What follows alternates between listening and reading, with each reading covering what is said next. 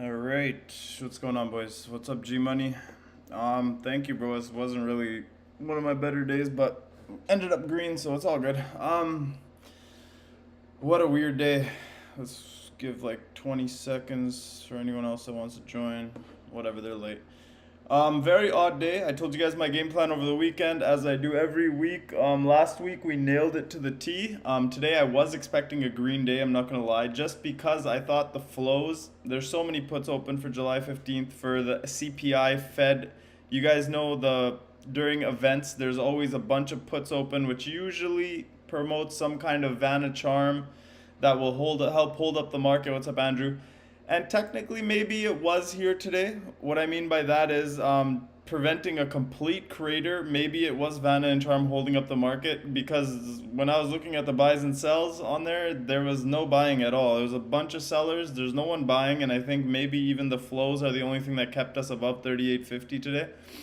But we'll see more on that tomorrow. Other than that, my game plan was green Monday, green Tuesday, and then red for the rest of the week because of the CPI. But other than that, I mean, very, very odd day, guys. We opened with a big gap down, continued through for the first half hour, held that first half hour low for the rest of the day until the final half an hour of the day.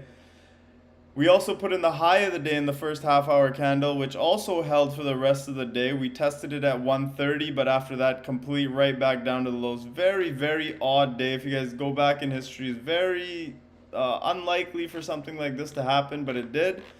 At the end of the day, you can chop it up as kind of a chop fest, but we did close closer to the low of the day than the high of the day, so it is weakness for sure. And the thing that was leading it was the QQQ.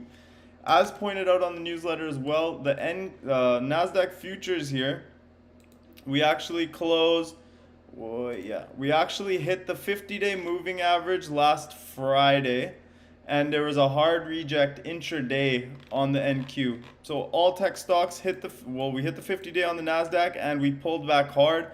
You see today we're down over 2%, almost 250 points on NQ. And that shows a clear rejection so far from the 50. Now, if we do rip tomorrow and the rest of the week and we reclaim this 50, that's a very, very bullish sign. What's up, Ricky? But as for right now, we rejected it very hard and we're having follow through to the bottom so far. We even lost the 8-day moving average today on the NQ as well. XLF was strong out of the gate, whereas everything else was cratering. You guys see the SPY 10-minute chart here. Straight down first 20 minutes, whereas XLF was basically straight up for the first 20 minutes. And then we put in the high of the day at 10 o'clock, whereas SPY, we put in the high of the day right at the first candle of the day and then rejected. So XLF was showing some strength. We do have bank earnings starting later this week, so I suggest highly keep an eye on XLF. One thing we need to get going, if the bulls want any sort of chance, we need to get the Dow Jones going, guys.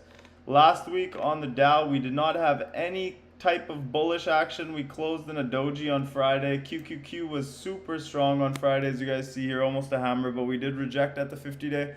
So what I was expecting today and tomorrow was a rotation from tech into banks and Dow Jones biggest stocks, biggest holdings.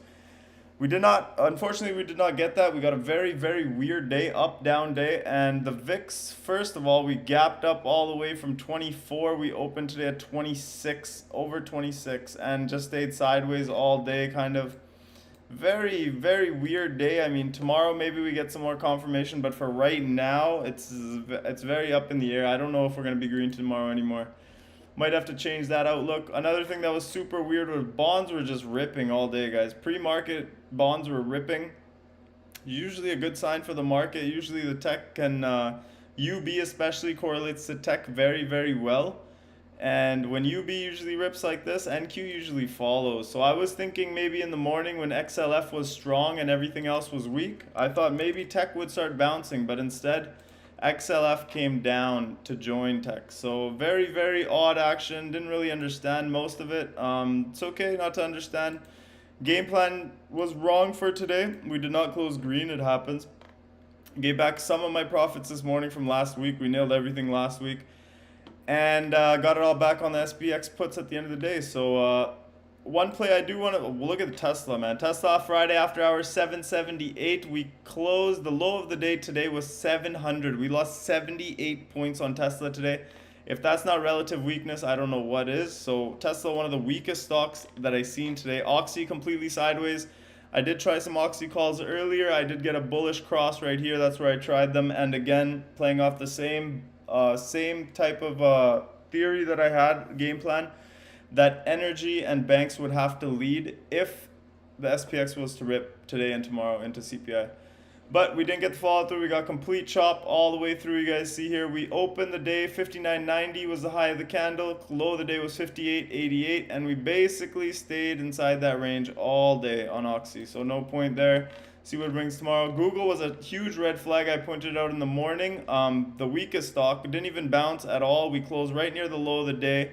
Obviously not weaker than Tesla, but I mean, it's going to split this week. Like, Google split is a big deal. And for it to be red like this is not really a good thing. UPST, huge downgrade by Goldman, pre-market to $14, which would be an all-time low. 25.43, that line I have marked here, is an all-time low. And if we do get above a certain level, it's all in the newsletter there, guys. If we get above Friday's high, then it probably goes and closes that gap. We did get above Friday's high, completely rejected and closed below it. And now we're watching if we go and take out that all-time low at 25.43. No, not all-time low. 52-week low, 25.43. All-time low, 22.61. So that should be an easy move if we lose the 52-week low on UPST. Keep that on watch. Square. My play was based on this daily wedge here. I'm very glad I cut it for a small gain this morning. Reason being, you guys see this? It is a bear flag. We were at support. We were holding it. Again, I was bullish for the first 2 days of this week, so I took a shot on calls on SQ. Bought them at 160, sold them at 174 or something, like miniature gains, it's whatever. But we did close below the wedge, so I'm very glad I did not hold them. And if SQ does not reclaim back inside that wedge tomorrow, we're going straight down in SQ. This is a very, very easy short, in my opinion. Below today's low, which is $63, under 63, SQ is a very easy short all the way down to 59. So a $4 move is very easily possible on SQ if we lose 63 tomorrow. And my number one play I'm watching now, and I even did start a position. It's not a huge size yet. I am planning on making this a huge size. My plan for this Oracle is, I've read a lot of stuff on the cloud, on them laying off thousands of employees, a lot of stuff. You guys see this weekly big dump, and then bear flag on the weekly, and then big dump, and then bear flag on the weekly, and hopefully we get that big dump. If we do, 64 is the target, which is the 200-day on the weekly. And my plan personally for Oracle is I took next week's puts. As soon as I get paid on these puts, I will roll them out, and then I'll roll them out again, and I'm going to keep rolling them out until I get to earnings where I hopefully can play it for free, which is at September 15th. So September 15th, there was a huge flow into Oracle puts today.